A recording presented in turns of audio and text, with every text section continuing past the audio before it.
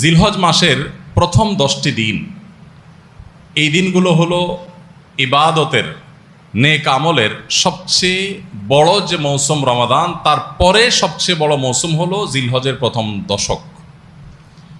এই 10টা দিনের মর্যাদা, এই 10টা দিনের ফজিলত, এই 10টা দিনের মাহাত্ম্য আমাদের দেশের বেশিরভাগ মানুষ জানেন না।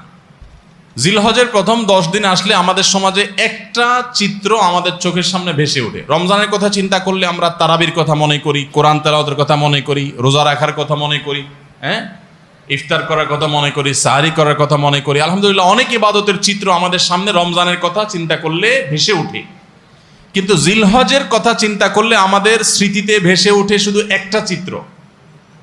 জিলহজের প্রথম দশকের একটা স্মৃতি আমরা জানি, সেটা কি? গরু আর ছাগল। রাস্তাঘাটে, বাজারে, গ্যারেজে, ঘরবাড়িতে, সব জায়গায় শুধু গরু আর ছাগল।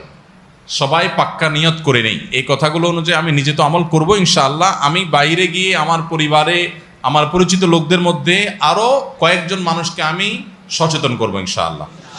নবী করিম সাল্লাল্লাহু আলাইহি ওয়াসাল্লামের একটা হাদিস রয়েছে, মান আহিয়া সুন্নাতাম মিন সুন্নতি, যে ব্যক্তি আমার সুন্নতের কোনো একটা সুন্নতকে জিন্দা করবে, কোনো একটা ভালো কাজ যে ব্যক্তি শুরু করবে, মান সান্না সুন্নাতান হাসানাতান ফালাহু আজরুহা ওয়া আজরু মান আমিলা বিহা, তাহলে এই ব্যক্তি সেই প্রচলন দিয়ে যত মানুষ তার এই প্রচলন থেকে আমল করবে, আল্লাহ তাআলা তাদের সবার সমপরিমাণ সওয়াব তাকে দান করবেন। এজন্য আমরা এই মুর্দা সুন্নত, হারিয়ে যাওয়া আমলকে পুনরায় জিন্দা করতে প্রস্তুত আছি তো ইনশাআল্লাহ।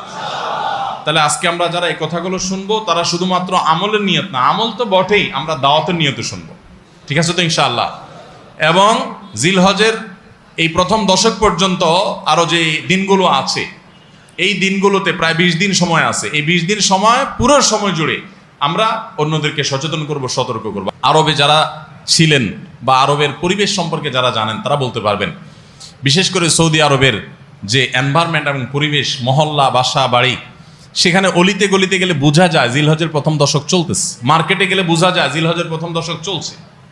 সব জায়গায় তাকবীরের ধ্বনি শোনা যায়, আল্লাহু আকবার, আল্লাহু আকবার, লা ইলাহা ইল্লাল্লাহ, আল্লাহু আকবার, আল্লাহু আকবার, লিল্লাহিল হামদ। বিভিন্ন বাসা বাড়ির গেইটে ছোট্ট ডিভাইস রেখে দেয়। এই ডিভাইসে আপনার ছোট সাউন্ড বক্সে মৃদু ভলিউমে এই তাকবীরগুলো সুললিত কণ্ঠে বাজতে থাকে। পথচারী যারা যায় তারা এটা শুনে তাদের মনে হয় তারা পড়া শুরু করে দেয়।